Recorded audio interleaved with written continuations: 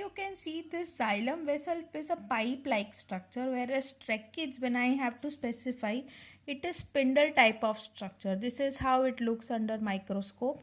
So basically this tracheids, they have the pits inside, like we can see here the small dots. I'll just zoom it off. Yeah, I hope you can see it clearly. This is the pits which are being seen. Here in xylem vessel we have this space remains. Here we have this joining of the ends, and they are the, here we have the pits.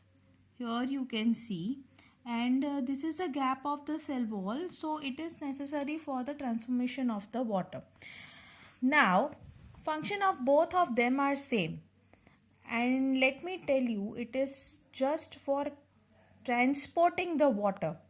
Like all the plants, they have tracheids, and they are the only water conducting tissues in non-flowering plant.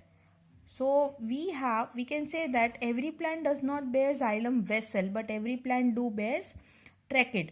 And whether the flower is there on the plant or is not there, these tracheids, they act as a sole member to carry water apart from xylem vessel.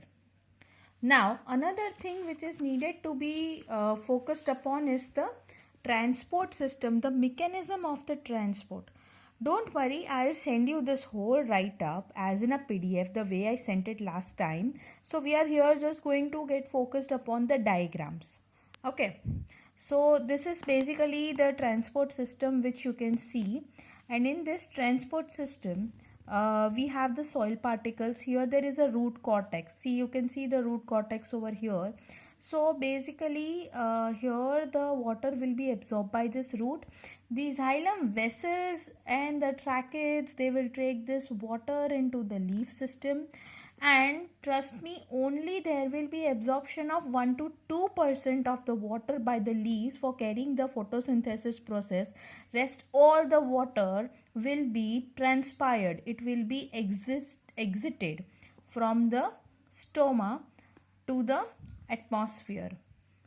So just 1 to 2% of the water is being used, nothing much.